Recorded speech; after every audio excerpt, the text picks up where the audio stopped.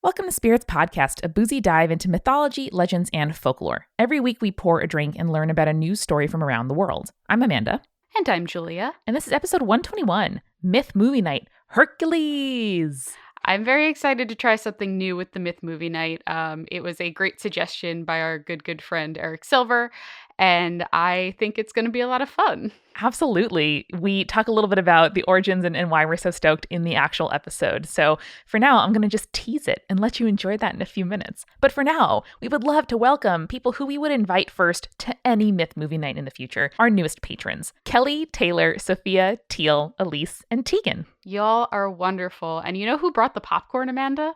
Our supporting level producers. Gosh, we can rely on them for just about anything. Philip, Julie, Eeyore, Samantha, Christopher, Alicia, Kathy, Vinny, Danica, Marissa, Sammy, Josie, Neil, Jessica, Phil Fresh, and Deborah. They are fantastic. They brought the popcorn, but our legend level patrons are the ones who snuck in booze in their pockets and their wallets. Yes. Little flasks. Truly the most advanced maneuver.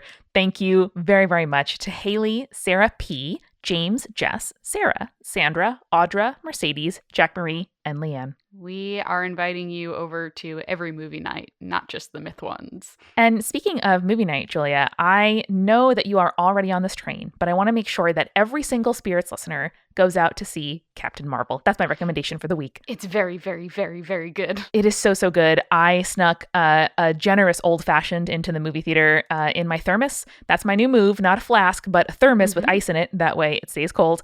Interesting. And I actually didn't even drink it because I was so enraptured by the movie that You didn't need it. I loved it. I loved it so much. I love origin stories. I thought this was a really fascinating take on it. I loved the friendship at the middle of the movie. Like, that was really kind of its emotional center. I love all of the cameos from people we didn't expect. My favorite S.H.I.E.L.D. agent was there. And it was just the absolute best. I was kind of nervous because I was worried that it would be bad when I was so excited for it. But I loved it so much. And I think everybody should go out and see it once, twice, maybe 3 times. Yeah, I 100% agree. Amanda, excellent recommendation. Highly recommend Captain Marvel. I kept calling it Miss Marvel. Yeah. It's Captain Marvel. Captain Marvel. I know. Gotta refer to her by her military rank, much like we did with Dr. Emily Wilson last episode. We'd also love to thank our sponsors for this episode. Care of will give you 50% off your first month of personalized vitamins with the code SPIRITS50. And Zola, where you can make a free wedding website and get $50 off your registry at zola.com/spirits. And Amanda, I know we mentioned this in the episode, but we were drinking heavy this episode. Oh, we sure were. Straight whiskey for me, straight gin for you.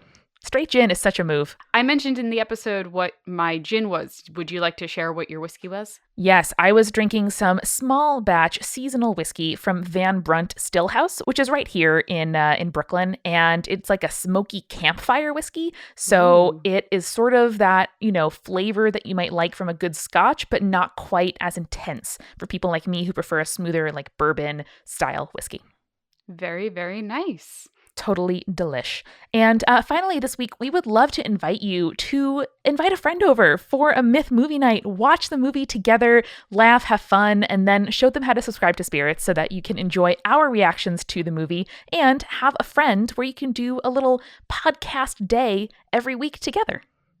Yeah, we've said a million times this podcast came out of the fact that Amanda and I just liked talking about death and mythology over cocktails. And we know that if you're listening to this, you probably enjoy the same thing. So rope your friends in, tell them about the show, and we're going to keep growing and keep loving. Absolutely. So without further ado, enjoy Spirits Podcast episode 121, Myth Movie Night, Hercules.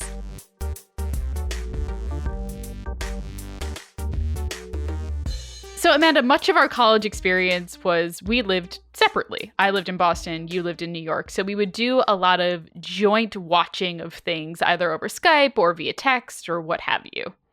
Yeah, what I really appreciate, Julia, is that we didn't necessarily talk every day. We might have talked, once a week when we were both super busy, but it was enough. And when we saw each other, it was just back to BFF levels. But watching stuff with you and being extremely drinking and sassy about 1776 or whatever are among my favorite memories. They are mine as well, my friend. We, in the past couple of episodes of Spirits, have mentioned the Disney film Hercules. And every time I mention it, Amanda looks at me and she's like, I've never seen that. Or it's been 20-something years since I've seen that.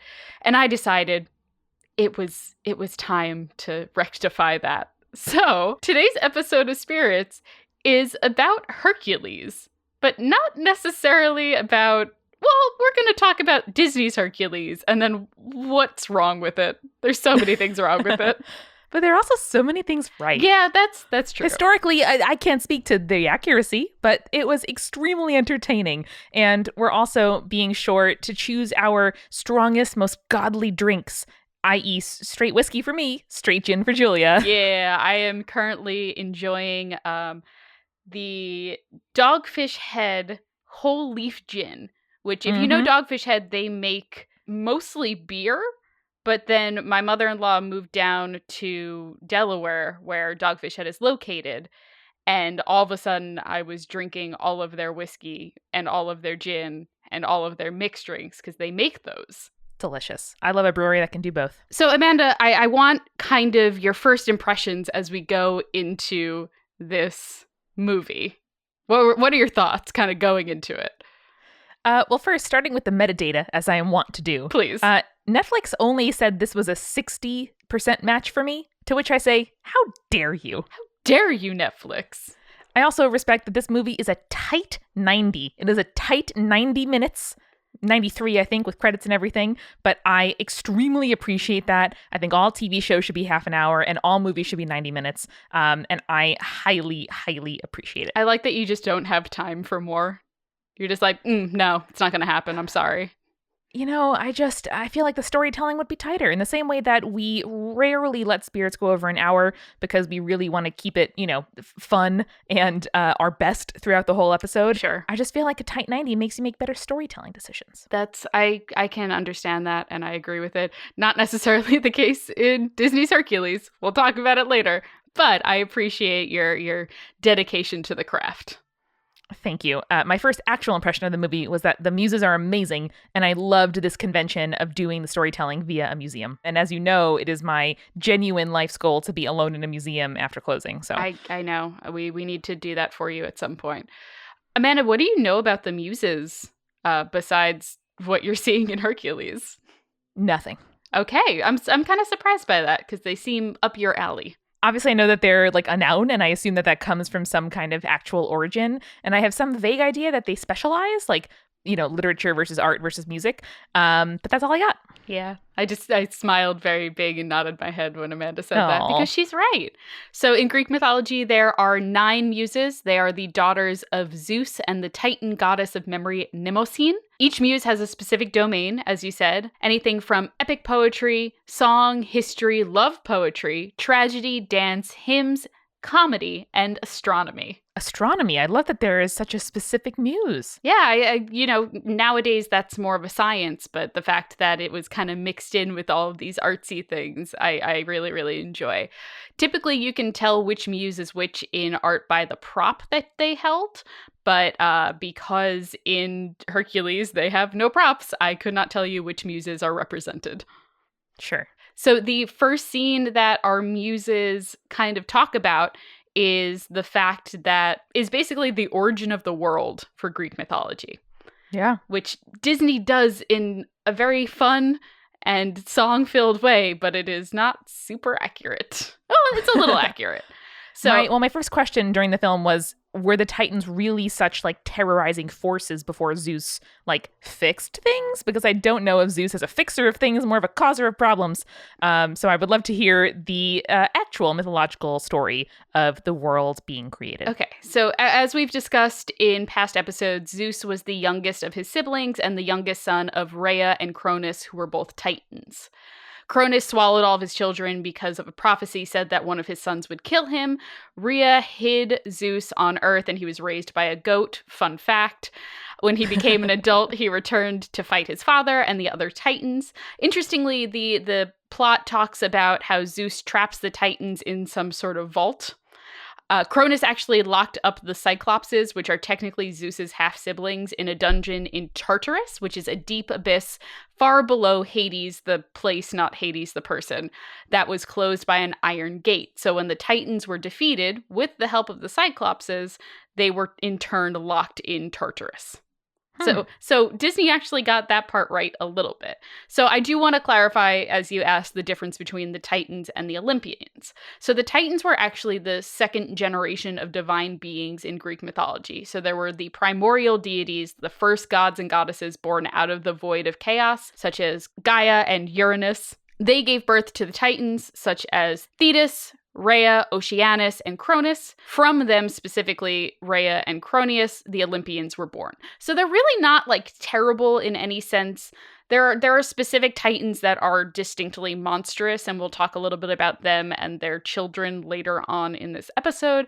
But Titans like Thetis and Cronus and Rhea were not monstrous any more than our Olympian gods were. But they present them as like giants that are quite elemental and quite destructive, versus the, perfect glowy forms of the Olympians. Right. And honestly, that's probably more accurate to what the primordial gods and goddesses looked like, where Gaia, for instance, was literally the earth.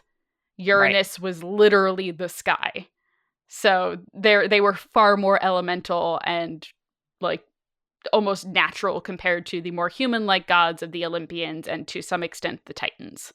I mean, I understand. You're doing a lot of lifting in a song-filled animated sequence, and I feel like it didn't impact my enjoyment of the film or like my understanding of Hercules in context at all. No, but that's what we're here for, is to learn about all these kind of mythological invitations to learn more that the film gives us. Right, and it's so much easier to other the quote-unquote monsters of the film early on by making them look like giant monsters. Oh yeah. When it's just like these kids fought their parents, it's much less interesting. Yeah, and like a scary grandparent is less scary than a scary monster. A giant mountain or a living tornado. Mm-hmm. So we get to the modern day times where Zeus has defeated the Titans and is now king of the gods. And we are introduced to the birth of Hercules. And fun fact, Hercules, not the Greek name. Really? We're going to use it interchangeably in this episode because I have a lot of gin in my body right now, and it's going to be a pain to kind of distinguish. But the Greek name is Hercules, and it means glory of Hera, which is ironic. I mean, we'll talk about it later. Unlike what the movie lays out, Hercules was not born a full god, but rather a demigod. And of course, Hera was not his real mother, because if we know anything about Zeus, it's that he fucks around. Yeah, and he would be born a full god if Hera was his mom. So because they decided to go the route of, Hera is his mom and he's a full god, they have to create this kind of subplot where Hades takes away his godlike powers. Okay, I mean, there's, I get it. I get it in a filmmaking sense that you want to have Hades, invested in this kid's birth and his hubris and his servants, being bad at their job leads to what actually happens. But why is he named after Hera? Just because Zeus is like, fuck you, that's not your mom? So Zeus had very little to do with it, actually. And I think For once. Hercules is actually the child of Zeus and a woman named Alcmene. She is an absolute badass. She deserves a moment for us to just take some time to talk about her. Her name means strong in wrath. Yeah. The movie did it right because she is actually married to a man named Amphitryon, and she's the granddaughter of Perseus and Andromeda. Do you recognize those names? Perseus I know from the YA book, and Andromeda I know from Harry Potter. Show. Yeah. Perseus and Andromeda, you might remember Andromeda was strung up after her mom said, oh yeah, she's prettier than the gods. And then the Kraken attacked and Perseus had to fight them off, and he was able to do that by cutting off our good dear friend Medusa's head. Perseus, even though your butt looks good in the Metropolitan Museum of Art, the statue with Medusa holding your head is much better. It is. Can confirm. So she was described as the tallest, most beautiful woman with wisdom that was surpassed by no person born of mortal parents. It is said that her face and dark eyes were as charming as Aphrodite's. These days we're told, like, there's no one that's objectively the best. Like, you do you. You're here to, fully self-realize and, like, be yourself. She sounds like actually the best, though. She's very, very cool. I like her a lot. So my question, Amanda, is, can you take a guess as to how Hercules was actually born? Conceived or born? Oh, conceived. Oh, so many options. Okay, let's do a round of 10 questions. Of Zeus fuckery. Was he in animal form? No. For the conception? Okay. Whew. All right. Did he disguise himself as a mortal? Yes. Was he in a position of power over the woman that he impregnated? Kind of. Did he lie or engineer a scenario in which he could bed her? Yes, he did. Oh, baby. Oh, we're getting close. Did she think that she was saving the world or someone else because she slept with Zeus? No. Or the guy? No. Did he promise her something if she slept with him? He did not. Well, not quite as exploitative as I feared, but I think that's as close as I'm going to get. Okay. So tell me the story. Alcmene's husband, Amphitryon, accidentally killed her father, Electron, and her brothers were killed as well. So she tasked her husband Proton and neutron? Yes, proton and neutron. That was a good joke. Maybe the dumbest joke since Toyota Tree. It's very, very good. On this day. The gin makes me giggly, so you're winning me over here. So she tasked her husband to avenge her brothers and be purified after killing her husband. So while he was off doing this, Zeus transformed himself into Amphitryon and seduced Alcmene in that form, telling her stories about how he avenged her brothers. Did not see that one coming. I should have asked, did he pose as someone in her life? Yeah. He transformed one night into 3, and in their time together, they conceived Hercules. When Amphitryon returned home the following night, Alcmene told him that he had already been home, and then Amphitryon found out that it was Zeus from the blind prophet of Apollo, Tiresias. So that is how Hercules was conceived. And I think that Alcmene knew that it was Zeus, so it's just like, maybe if I name him Glory to Hera, we'll be good. Like, maybe she won't be pissed. I respect it, though. Like, because she didn't know. She didn't know at the time. No, they've both been wronged by Zeus. That is the great lie of history, that women wrong each other. Yeah. We rarely do. I also want to make note that Hera did not have a lot of children with Zeus. I feel like we might have talked about this a little bit, but the ones that she did have were not the most honorable of the gods. So Ares, for instance, was the child of Zeus and Hera, was well known for his cowardice in Greek mythology. Hephaestus was also an interesting one that Hera gave birth to. So in most versions, she was super jealous of Zeus for giving birth to Athena on his own. So she decided to do the same and gave birth to Hephaestus. And there's 2 versions of the story. One where Hera looks good and one where she doesn't. So in one version, Hephaestus is born imperfect. Hera rejects him, tosses him off Mount Olympus, and he is injured. In another version, Zeus is furious and doesn't believe that Hera gave birth on her own and tosses Hephaestus off Olympus himself. So either way, Hephaestus suffers, yes, unfortunately. I believe that Hephaestus loses a leg and then replaces it with a mechanical one that he builds himself. I mean, ingenuity. Yeah, and he, gains his own traction on Olympus and is honored as one of the Olympians when he starts making Zeus his signature lightning bolts. Also, true fact, the first piece of fan fiction I ever wrote was a historical real person fiction ship between Alexander the Great and his best friend and probably lover, Hephaestus. Correct. Hephaestus. I love it. Thank you for that detail. It's perfect. You're very welcome.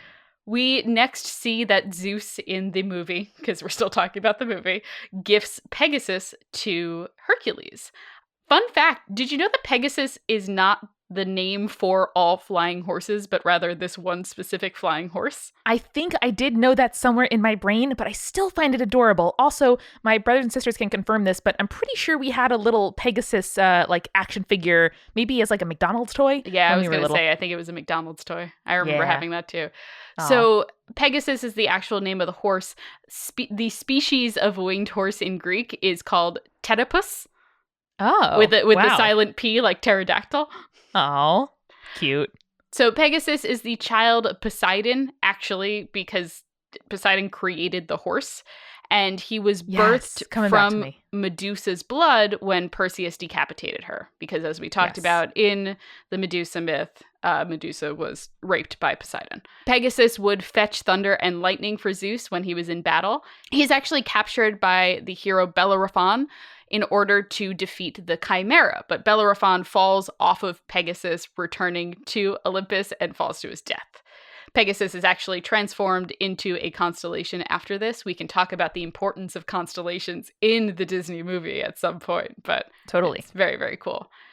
And then we are introduced to Hades, who is played by James Wood, who is an awful, awful human being. Yeah, Amanda's just nodding. No argument. Fun fact about Greek mythology, Hades never wanted to rise up against the Olympians. In fact, he actually very rarely meddled in the nonsense that the rest of the gods were pulling. Giving him pain and panic, which we see later on when he is descending down to the underworld, is actually a really interesting choice because they're clearly inspired by Deimos, who is dread, and Phobos, which is fear, and they were the children of Ares and Aphrodite, who would ride alongside Ares in battle specifically to spread fear before and during a battle. Isn't that interesting? That is. I mean, unfortunately, the sort of like crimes against civilians and in like fear mongering, disinformation, like all of these tactics are still utilized because it's not just, equal foes on a battleground, like figuring stuff out. And it makes sense. And it's sort of like poetic, in a way that it was this kind of like emotional manipulation and, additional like non-physical just person to person stuff that was being utilized as early as then. Fun fact, Ares had 2 other children who were both daughters. I believe their names were Eris and Eos, and they were Strife and Chaos, who also rode into battle with him. We are then introduced to the Fates, which are also known as the Moirai in Greek mythology. They're not terribly far off in this portrayal, I guess. They were known as the Spinner, the Allotter, and the Unturnable, which is a metaphor for death. They control the thread of life for every mortal from birth to death, and no god or mortal could influence their decisions, as we could see with them cutting the string of life of that woman as they're introduced. Right. And later on in the film as well, trying to cut Hercules's, and it doesn't work. They all had eyes of their own, though. The sharing the eye thing is an interesting little twist, but not canonical to the mythology whatsoever. Yeah, I was like, oh, is that one eye going to be misplaced or distracted? Nope, that's just for flavor. Just for fun. Just for funsies. They were also said to appear the 3 nights after a child's birth to determine the course of its life in the Greek mythology version. We see Amphitryon and Alcmene do end up raising Hercules after he is kidnapped by pain and panic from Mount Olympus, and his godhood is drained except for his powerful, powerful strength. Yeah, that was one of my questions, was like, was he really a strong baby?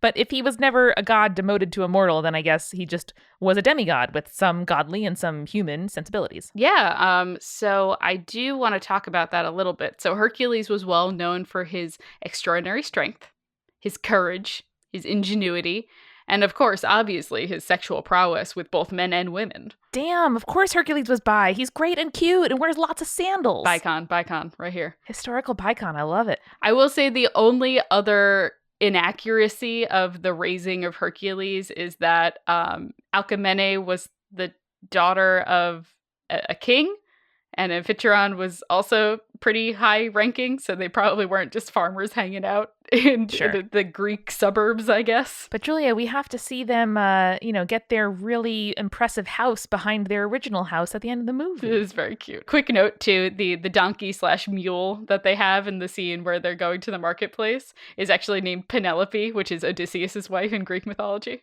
Ah. Which, God bless Penelope. She had to deal with all those suitors for those 30 years where Odysseus was just not around. I also believe that when they were deciding which movie to make next at Disney, adaptation of the Odyssey was one of the choices. So instead they went with Hercules, but maybe that was a little callback. Interesting. I'm curious how they would have gotten away with Odysseus's bullshit. Don't know. We also get one of my favorite songs that always makes me tear up in this segment, which is Go the Distance. Yes, I know. It's a very catchy melody and made me think of the song that makes me tear up every time, How Far I'll Go from Moana. Yep. They're very similar in both message and melody, I guess. Yeah, well, it's the I Want song, and it's their call to adventure, as we learned in the Hero's Journey episode. That is true. Hercules finds out that his parents aren't his real parents, which is only half true in the real Greek myth. So he decides to go to the temple of Zeus in seeing Zeus in weird statue form. Zeus tells Like Hercules that Abraham Lincoln. like Abraham Lincoln. It is very Abraham Lincoln-esque. It is weird. Yeah. In seeing Zeus, Zeus tells Hercules that only gods can live on Mount Hey, Olympus. Zeus just shows up. He's like, oh, hello, son. So glad you came here into the 10-foot radius where I can sense humans, much less the rest of your life where you've been living in a field 1 day's walk from here. I think he needed to like discover his path or something. I don't know. It's hero's journey bullshit. He couldn't have just been like, yo, I'm a goat. I'm going to talk to my son now. I don't know. I mean, clearly Zeus doesn't mind jumping into people's bodies for funsies. That's true. So Zeus tells Hercules that only gods live on Mount Olympus, which is super not true. Really? One of the key examples, Amanda, is Ganymede, who is a hero from Troy. Ganymede was immortal. He was hot. Zeus fell in love with him. Zeus transformed into an eagle and just swooped up, grabbed him, took him to Mount Olympus, and now he's his cupbearer. Yes, eagle husband. Eagle husband. Not even eagle husband, eagle boss. Not a god, living on Mount Olympus. Way to make an exception for your lover and not your child, Zeus. Yikes, bringing up all kinds of adult child feelings in me. Whew, oh boy. There's also some true hero nonsense, which is not accurate to the mythology at all. And we'll talk a little bit why Hercules has to do all of his heroic tasks in the mythology, but hint it's not to make his father proud, I guess. Okay, so yeah, this is like the kind of emotional crux of the whole movie, which is, you know, Hercules needs to be willing not just to like do heroic stuff that makes him look good, but to sacrifice himself for others, and that makes him a true hero. That's like a wonderful moral, but it doesn't have any standing, you're saying, in like the Hercules origin story. It's a great Disney trope that mythology clearly did not mirror back in the day. So we go to meet Philoctetes, who is played by Danny DeVito. He's so painfully Danny DeVito. Like from them, I'm like, oh, Danny DeVito's in this movie. Like there's some actors where you just know from the jump. Oh man. So I'm gonna put this out here first. He's not a satyr. In mythology, Philoctetes, not a satyr. So satyrs, I will say, are nature spirits that have horse-like features. Goat features are fawns. Right, but less cool to say. Less cool to say. But Philoctetes, in the real Greek mythology, is the Prince of Thessaly. Oh. He is an archer who participated in the Trojan War because he was one of the suitors of Helen. Wow. And he didn't train, you know, all these heroes? So there's an interesting thing. Philoctetes, on the way to the Battle of Troy, he was stranded for a minute on this island called Lemnos by the Greeks. Basically, he got like either bitten by a snake or injured in some way, but he was left behind. The Greeks wanted nothing to do with him. Apparently, his injury smelled so bad, they were just like, we're just going to leave you on an island. Oh, no. So he was only retrieved when it was revealed by a prophet that the Greeks would need an archer and the bow and arrow of Hercules, which Philoctetes had. Because Philoctetes' grandfather or father, I can't remember which, Greek timelines are weird, had inherited the bow and arrow of Hercules when he died. So Philoctetes was also said to be the one that killed Paris, who was the prince of Troy, which really kind of hit the climax of the Trojan War. Right. When we see Disney Philoctetes, he is around chasing nymphs, which we actually see several references to Greek mythology in like real quick succession. There are plenty of stories where women or nymphs were pursued by gods and men and are transformed into flowers or plants. Daphne is the first one that comes to mind, where she was being chased by Apollo and begged to be saved and was turned into a laurel tree. Apollo, being the asshole that he is, then took the laurel branches and turned them into a wreath that became one of his symbols. Yeah, that makes all indie films real dark. Yep, whoomp whoomp. Not great. So Phil then makes a reference to a bunch of Greek myths and Greek heroes. So he mentions Jason the Argonauts, he mentions Odysseus, Perseus, Theseus, and Achilles. Let's go into the tragic endings of all of those Greek myths real quick. So okay. Jason died after he broke his vow to love Medea forever, which means he lost favor with Hera and then was crushed by the stern of the Argo. Oh, damn. Perseus was killed by the son of Proteus, who was also killed by Perseus because Perseus turned him into stone using the head of Medusa. Right. Theseus was thrown off a cliff after he lost popularity with the people of Athens. Didn't know that one. Historically, that is true, which is wild to me. Wow. Achilles, of course, was killed during the Trojan War, the Achilles heel, etc. Odysseus is probably the only one on that list that didn't meet a terrible death, but he did have the whole Odyssey thing and the trials returning from the Trojan War. All of the Odyssey is him almost dying. Yeah, that's true. He's pretty close most of the time. So Phil decides he's gonna train Hercules. And his first foray into, also a great montage.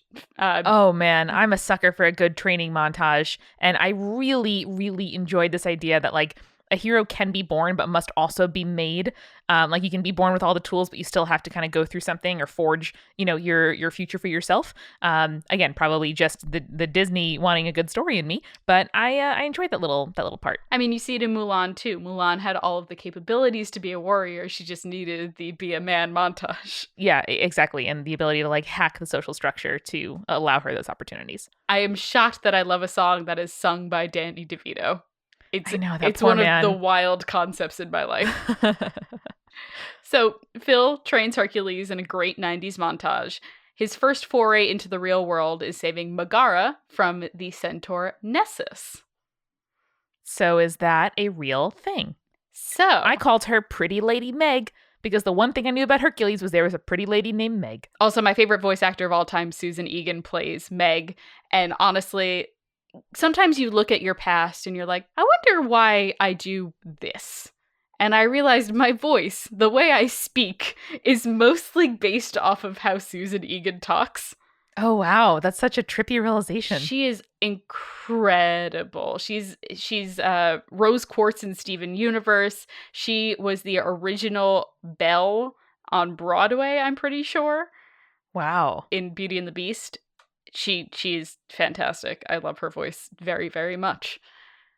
So, we meet Megara and we meet Nessus. Fun fact, Nessus is a famous centaur from Greek mythology, and Hercules did kill Nessus in mythology, but fun fact, this is why Hercules dies. Really? So Hercules has this other wife in Greek mythology called Deianira, who is kidnapped by Nessus. Hercules pursues them and shoots Nessus with a poisoned arrow. Nessus lays dying and tells Deianira that his blood will make sure that Hercules will love her forever. And Deianira believes him.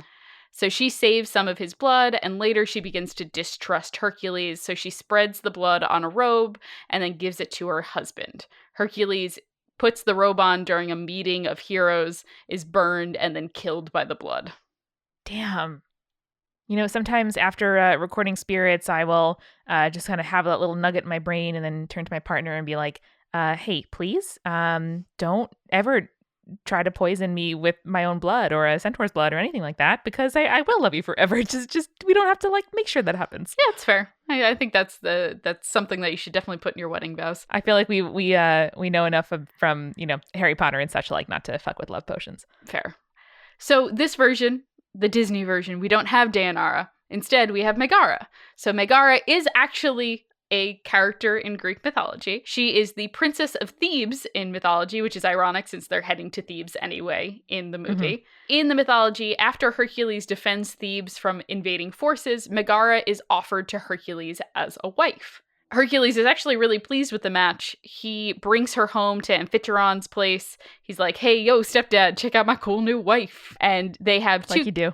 Like you do. So they have 2 kids together, and it's around this time that Hera finds out about Hercules' lineage and flips out. Julia, I really want to know what happens next. But first, I think I'm going to need a refill. Oh, yeah, that's probably a good idea. Let's go get a refill.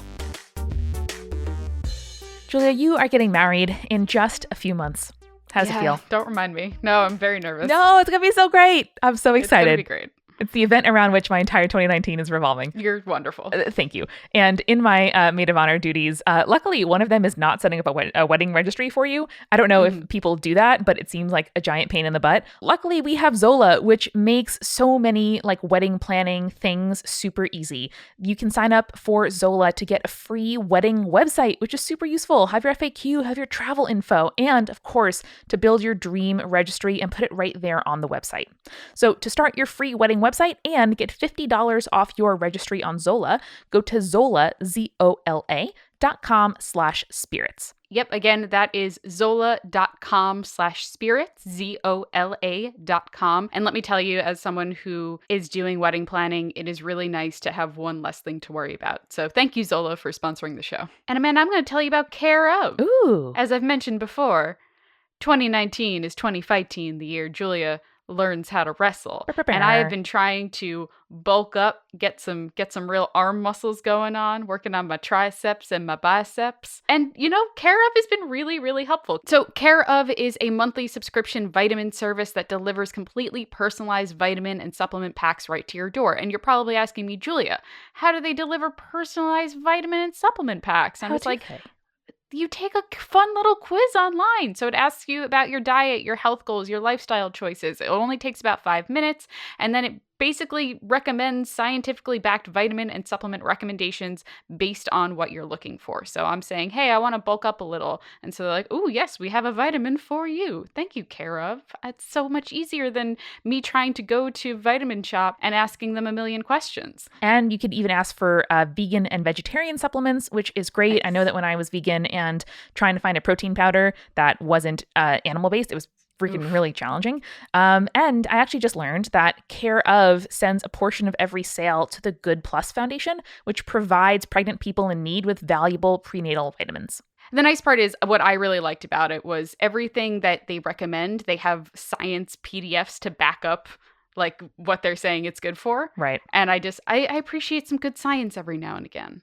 For sure. And I hear that our listeners can get 50% off your first month of personalized Care Of vitamins at takecareof.com with the code SPIRITS50. Yeah, again, that is takecareof.com, and you enter the promo code SPIRITS50, and you get 50% off your first month. What else is there? It's wonderful. Wonderful. So thank you, Care Of. Thank you, Zola. And now let's get back to the show. All right, I am on tenterhooks here. I need to know what happens when Hera discovers what's happening. So she strikes Hercules with temporary madness, in which he kills his children, and in some stories, Megara.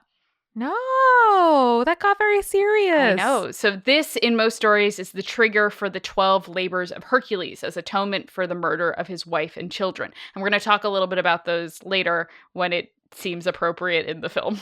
Okay. Wow, there's just so much. In the film or in mythology, is there any kind of reason why Meg and Hades would have a deal or a relationship? Not a thing at all. So they make up this plot line where Meg had a former lover that she sacrificed herself in order to save from death, and then he ended up leaving her. Not a thing that happened. Kind of feels somewhat like almost Orpheus-like, but not quite. Yeah, that was the thing that came to mind. But again, Orpheus never left Eurydice for another woman. He just made a dumb choice right at the end of his decisions. Don't do it. Well, in the film, we also get this adorable moment of, I think it was one of the little demon boys yelling, "Someone call IXII!" We're almost there. We're almost there. It's very cute, though. So Hercules has arrived in Thebes, where all the citizens are super unimpressed by the rookie hero, which makes sense because Thebes was historically the largest city in the area.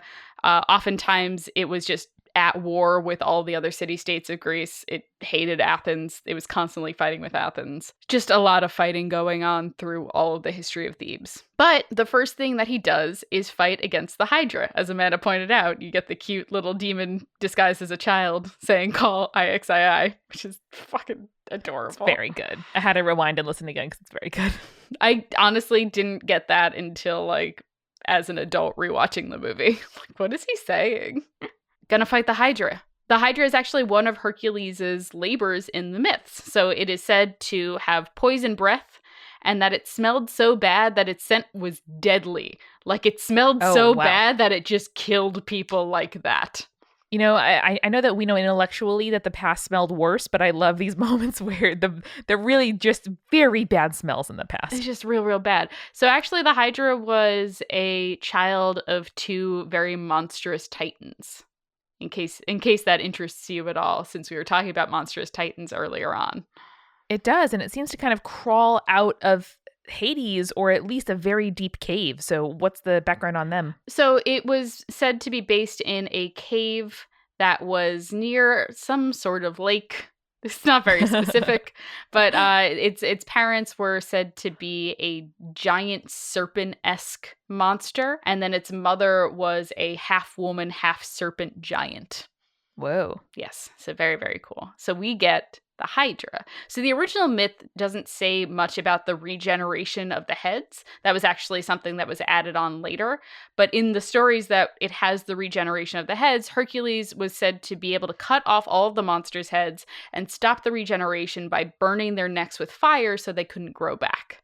Oh, good, because during this scene I yelled, "Burn it with fire!" And I wasn't sure if I was just being extremely violent or if there was some reason that my brain knew that. You made sense. I'm very, very proud of you. Instead of doing that, Hercules in the Disney film just crushes it with big old rocks.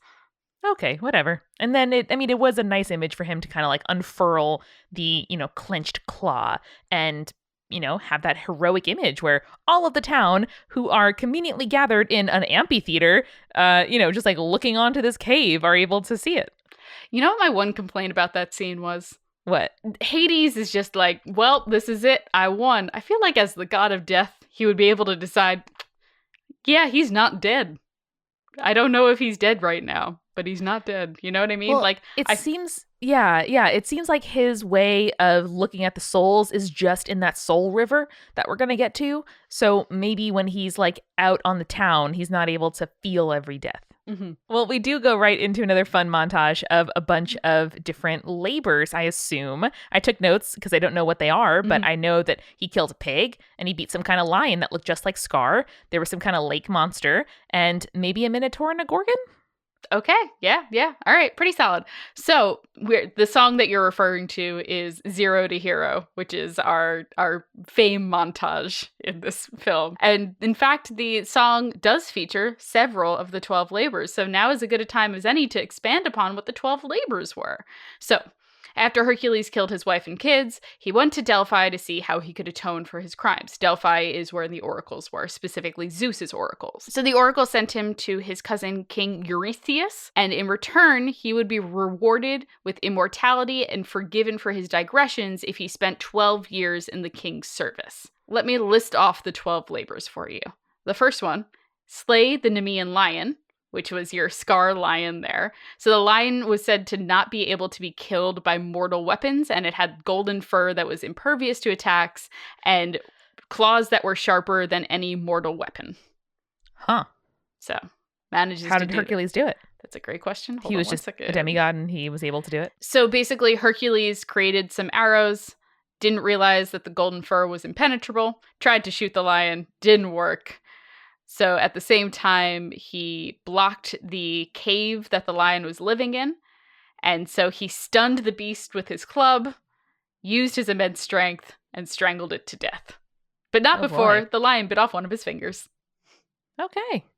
And then there are other versions too that say that he made the lion roar and then shot an arrow into its mouth, which the fur wasn't able to. Basically, it's like ingenuity, courageousness, brute strength. Those are the usual ways that he's able to do the labors. So I won't make you recount every one, but I appreciate that example. I will at least give you some fun details. Interestingly, the lion pelt of the Nemean lion ended up being one of his signature looks. And he models that in the following famous montage. He does. That is true. The next one is the Hydra, as we talked about. The third one is capturing the Cerenian hide, which is this huge deer that had gold antlers, hooves made out of bronze, and was said to outrun any arrow in flight. That's some The Magicians type shit. That is. It feels like, Shadow and Bone. They have to capture a large white deer. So most versions say that he was able to capture it in his sleep. Another one was that he was able to just kind of chase it by foot because he's so fast and so strong. Right.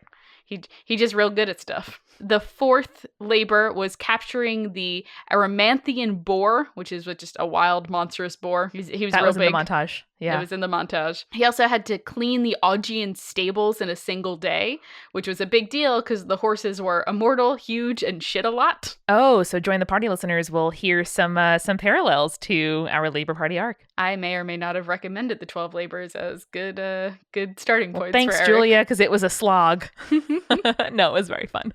He had to slay the Stymphalian birds, which were a pack of man-eating birds with bronze beaks and sharp metallic feathers. Can they be my best friends or moms? They lived in a swamp.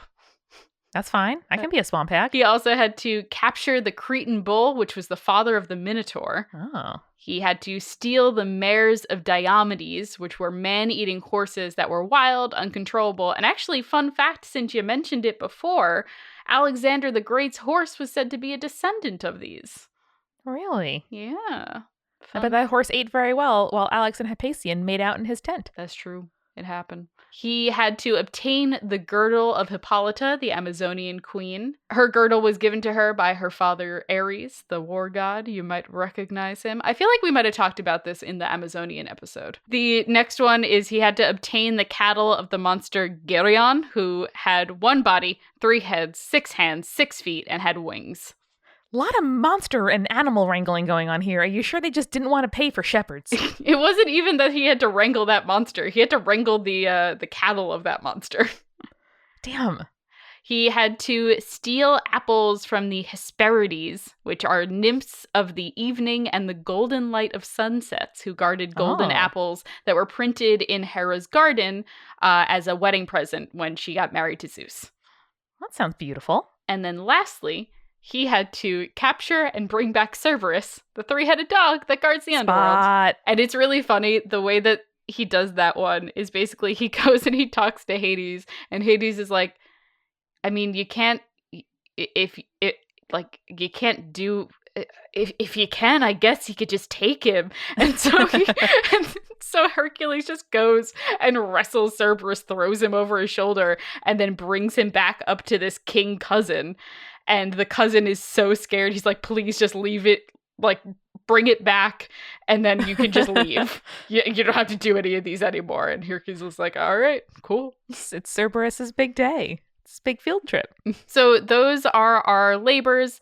We get in the plot line, we're kind of running low on plot points that are still historically and mythologically accurate. But we do get to hear my favorite song, which is Megara's song, which is I Won't Say I'm in Love. It was a very sweet song. And I also appreciated how just after this montage of labors, kind of intercut with it, was a montage of becoming famous. And it was very hilarious how this was so mid-90s in that there are Air Hercs, aka Air Jordans, because at the same time, NBA players like Michael Jordan, perhaps the most famous of all time, were merchandising, getting deals on billboards, and making a shitload of money from things like shoes that were extremely expensive because they sold out immediately and there was like a resale market. So I thought it was extremely, extremely funny. Also, the Disney store was gaining in popularity as a thing during this time. I just read the book Disney War, which is about the like post Walt Disney's death, like fight for survival and control in the company. It was riveting. And they, were just really like expanding and leaning into this idea of merchandising at the time. So I figured that some of the people within Disney might have had some like tongue-in-cheek comments about how, you know, the like priorities of the company and the fact that they were expanding to like Tokyo and shit with their Disney stores. There was also some sweet Amex references because there were a lot of like really ridiculous Amex very good commercials during the 90s. And if we want to expand for a second, and you know, forgive me, I'm 2 whiskeys deep, but the like idea of this whole narrative is framed, like the whole movie is framed with the idea of heroic narratives. And like, who do we choose to exalt? Who do we choose to keep as our heroes? It starts in a museum where they're like, hey, just read the pottery and you'll see that Hercules was really important. And like, which of those informs the other, you know? Like, is it truly those who are the most important that we, you know, write down and that we immortalize? Or is it a mixture of both? And as we so often talk about, you know, history is like a you know, biased and written record. And I just found it really fascinating to think about, like, you know, what is fame, who merits it? And it's, of course, not the fame, but ultimately something much more personal, intimate, and private, which is like self-sacrifice that really matters for Hercules in the end. Yeah, so let's wrap up the plot points of the movie real quick. Meg and Hercules go on a date because Meg is pressured to find out if he has any weak points. She turns Hades down, saying he has no weaknesses, he's going to beat you. Hades realizes that Hercules does have a weakness, it's Meg. So he approaches Hercules with a deal. If he gives up his powers for 24 hours, Meg will not get hurt. They shake on it. Hades enacts his Titan plan, unlocks the Titans from Tartarus, and presses them to attack Mount Olympus and the Olympians on there. Basically, it seems as though the Olympians are going to fail and Hades is going to be able to take over.